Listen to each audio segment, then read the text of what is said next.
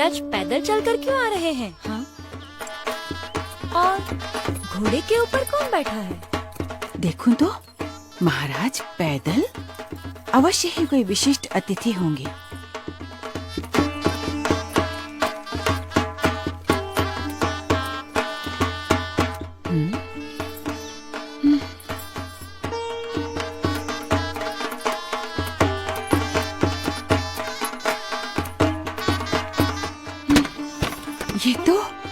ये तो सच में कोई दिव्य व्यक्ति हैं। सब चलो, उनके स्वागत की तैयारी करो। जी महारानी जी।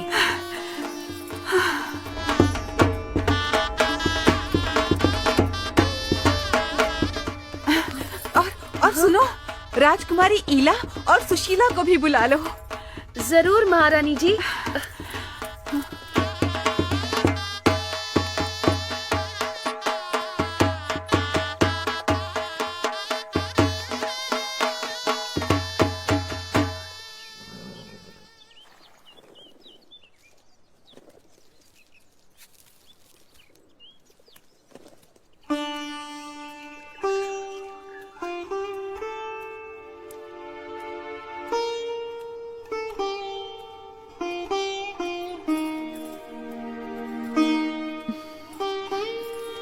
प्रणाम।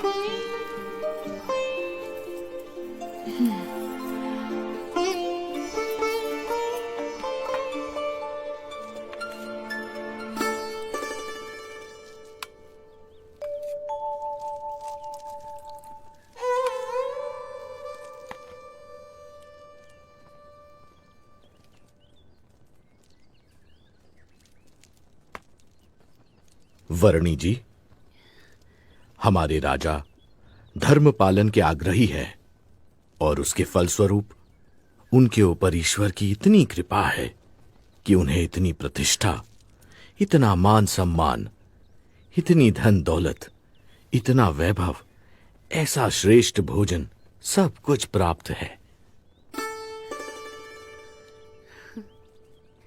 धर्म का संबंध केवल धन दौलत, पद प्रतिष्ठा, मान सम्मान, बाह्य वैभव और बाह्य व्यक्तित्व से नहीं, किंतु आंतरिक प्रतिभा से है।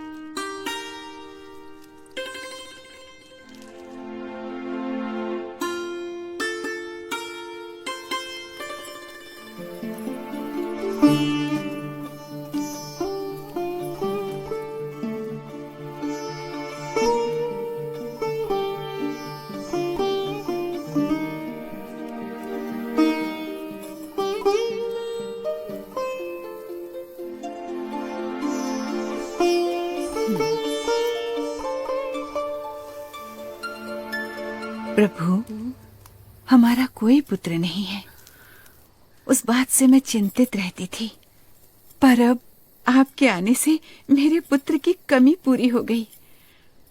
अब आप यहीं रुक जाइए।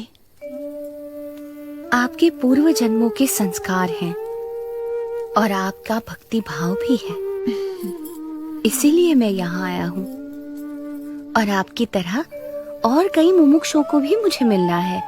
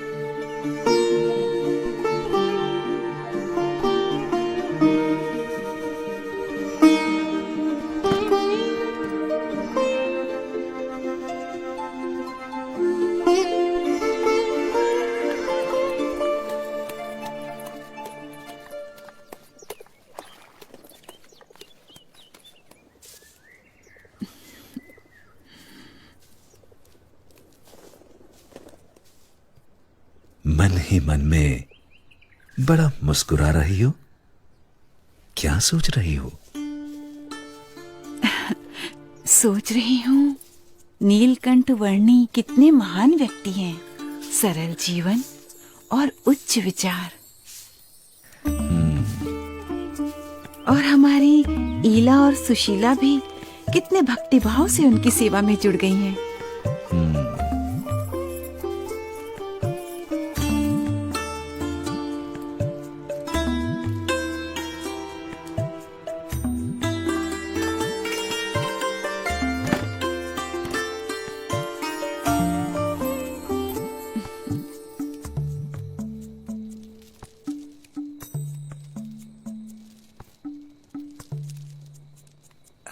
नीलकंठ वर्णी, कई दिनों से आप हमारे साथ हमारे स्वजन की तरह ही बस रहे हैं।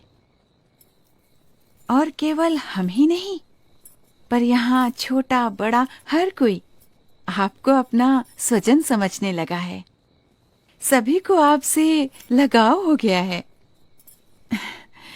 इतने दिनों से आपका जीवन निकट से देखकर हमें प्रतीति है कि आप कोई असाधारण दैवी तत्व हैं, साक्षात परमात्मा हैं। ये सब देखकर मेरे मन में एक विचार आ रहा है कि यदि आप हमेशा के लिए हमारे स्वजन बनकर रह जाएं, तो कितना अच्छा होगा।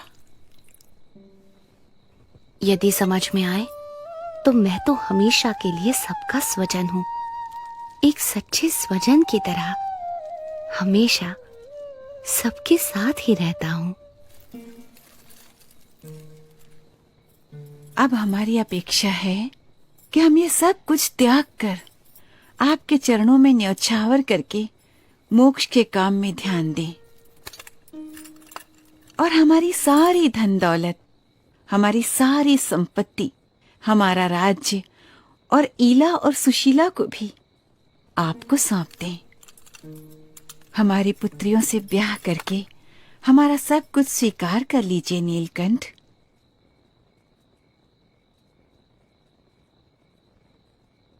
आप तो साक्षात परमात्मा हैं। आपसे अच्छा पति हमारी पुत्रियों को कहाँ मिलेगा। माते, जो सबका स्वजन है उसे केवल अपना बना लेना चाहती हैं। मैं आप सबको सारे बंधनों से मुक्त करना चाहता हूँ, और आप मुझे ही ये सब बंधनों में बांधना चाहती हैं। बेटा, अभी जवानी फूटी नहीं है, इसलिए ऐसी बातें कर रहे हो। पर जब जवान हो जाओगे तब स्त्री सुख के बिना रह नहीं पाओगे। जब स्त्री सुख के लिए तड़पोगे तब एहसास होगा कि ऐसी सुंदर कन्याओं और ऐसे राज्य का प्रस्ताव ठुकरा करके तुमने बहुत बड़ी भूल कर दी। पर तब ये मौका निकल चुका होगा। क्षमा कीजिएगा, पर आप मोह में अंध होकर मुझे जानते हुए भी मेरा असली स्वरूप भूल रहे हैं।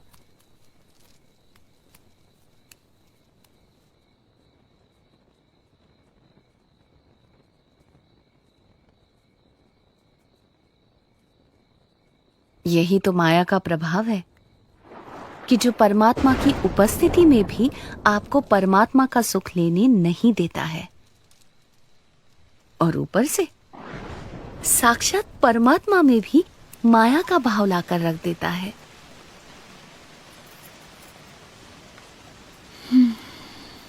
माँ, पिताजी, ये नीलकंठ वर्णी तो निर्लेप है, निर्विकारी है।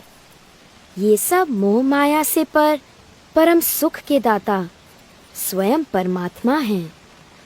वे ऐसे क्षुल्लक लौकिक सुखों में क्यों बंधेंगे? हाँ माँ, मोह से मुक्त होकर और हमारी चिंता छोड़कर नीलकंठ वर्णी की महिमा को अंतर में दृढ़ रखो। हाँ बेटा।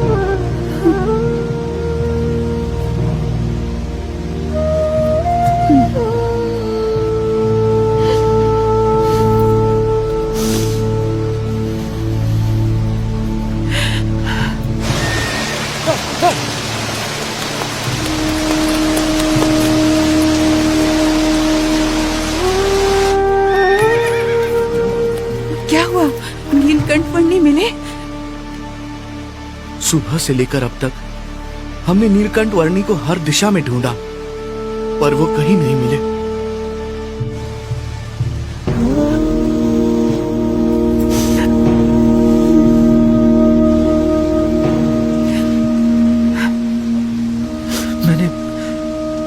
मैंने दूर दूर तक ढूंढा, पर नीलकंठ वर्णी नहीं मिले।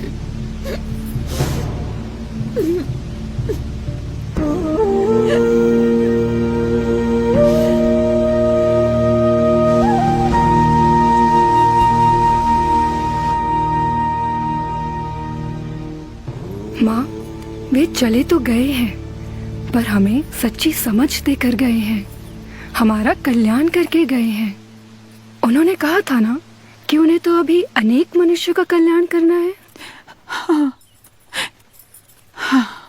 वे कहते थे ना कि यदि समझ में आए तो एक सच्चे स्वजन की तरह वे हमेशा सबके साथ ही रहते हैं, वैसे ही वे हमेशा हमारे साथ रहेंगे। हाँ बेटा।